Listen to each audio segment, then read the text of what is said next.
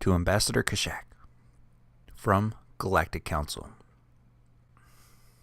We have received your assessment of the Council client race, humanity, regarding their request for Council status and if they are ready for such a responsibility, and are quite taken aback by your conclusion. We gave you this task before you left for Human Alliance space. You seemed predetermined in what you would find there.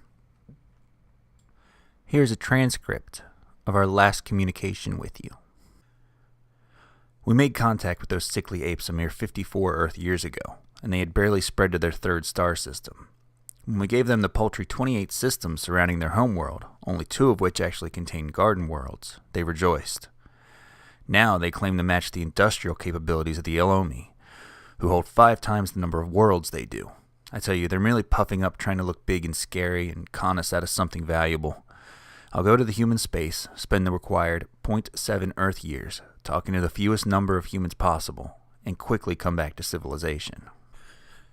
We request you do not antagonistically speak of humanity's weak immune system and genetic ancestry while in the company of Representative Andrew Moore. The representative had, to put it lightly, a few things to say when you left. You can imagine our surprise, therefore, when we received a report from you requesting the Alliance is given a council seat immediately. Your labeling the human race as clinically insane in your report also draws confusion. Apparently, you desire we give them a seat because of this insanity, rather than in spite of it. We look forward to a message from you explaining this dramatic change of heart. To Galactic Council, from Ambassador Kashak. Counselors, I stand by the conclusions made in my report, and my claims that the humans have a lot to give the galaxy. I still believe that any race, given the resources humanity has, simply couldn't grow to meet the demands of Council status. That is, of course, except the humans. When we handed over legal ownership of those 28 systems, we thought we were giving them scraps. 100 death worlds with a few, to borrow a human phrase, diamonds in the rough mixed in. Nobody, not even the Rayak, had the aptitude and faith in technology to build more than the odd scientific outpost or recon station at any one of these worlds. Space, as we know it, is a desert with a tiny oasis every 500 light years. The humans, as I have seen, can take the driest desert and turn it into a garden. Their 2 garden worlds, Darwin and Rosalind, now have populations numbering in the billions, and both shine on the night side for their new cities. But these worlds, along with Earth, barely account for 30% of the 40 billion humans alive right now. For another 30, you have to look at these death worlds, where we would turn tail and look for a friendlier planet. The humans would land and build. High pressure, low pressure, boiling hot, freezing cold, any atmosphere composition or no atmo at all. The humans would set up colonies, houses, factories, schools. Yes, they raise their offspring in these environments, and live there, even thrive. Entire families could die at any moment from equipment failure, but they're not concerned, because their equipment never fails. I can attest to this. On my visit to a planet that receives far too much solar radiation, they call the planet Chernobyl. Apparently the humans who named it have a good sense of humor. I came across a young human bond pair who decided to visit the colony for a ritual referred to as honeymoon. I asked them what convinced them to so willingly come to such a death trap, and they responded. We heard the nightlife here was great. Good food, too. They were visiting a world no other species in the galaxy would even touch, for the dancing and cuisine. To show such technical skills, not to mention such unconscious bravery, is unique. What has really stunned me was the location of the remaining 35%, with the last 5% living on the worlds of other races. The majority of human race is spaceborne. To us, space is the thing you endure for as long as you need to, until you can get somewhere where it's possible to survive. To the humans, space is prime real estate. In almost every system, massive yards, spanning tens of kilometers long, disassemble asteroids and melt down the metal into ships and space stations.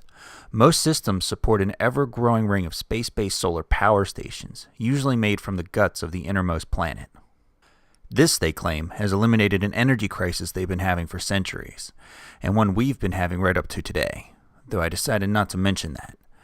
And they're now a net exporter for antimatter, making them a potential solution for said energy crisis. The Human Alliance space fleets have been doing some work since first contact. 20% of spacers are in the Navy, and each ship is a work of art. Obviously, they can't tell me every military secret, but what they can show could make turns that would tear our ships in half, soak up hits that would obliterate us, and keep on firing long after our heat sinks filled the capacity and we started cooking our own crews. I had the opportunity to see the latest completed fleet engage in war games, and the skill with which they operate makes one's head spin. I have spent 60 Earth years in the Navy during my long life, and the doctrine they applied in that one little exercise put to shame every little trick I had ever pulled. The humans have apparently been irritated by Dracannus pirates, and a campaign to drive said pirates out of human space has been very successful. The fact that it has been so successful as to not oblige them to ask the Council for aid speaks to their abilities. Make no mistake, the possible contribution to the Council peacekeeping forces alone would make the Council seat worth it. But if you want to really see what they can do out in the void, look up their space stations. The largest object we ever assembled in space was a 1 to 2 kilometer dreadnought, minus the engines, built to serve as an orbital defense platform. It was cramped and the crew was always terrified of life support finally giving out after running non-stop for so long. Next to the humans, our attempts were pathetic. Their capital is not on Earth anymore. It's in a megastructure in high Earth orbit, what they call an O'Neill cylinder, 70 kilometers long and 5 kilometers wide. Think, a massive tube slowly spinning to simulate gravity. Outside, solar panels and bulkheads. Inside, cities, parks, and lakes. A paradise worthy for the diplomatic and cultural heart of humanity. And they put it in space. This is why they are crazy and why we need them. So many generations ago, they set themselves the task of taming the stars. Many others, including all races on the Council, had this goal at some point, but shielded away once the magnitude of it set in. Now, we content ourselves with what nature will give us, not the humans. They found every single way the universe can ruin a planet and saw it as an opportunity to show off how clever they are. I beg you, give them a seat, because eventually something will come along and try to destroy them, and I would prefer to be on their side when that happens.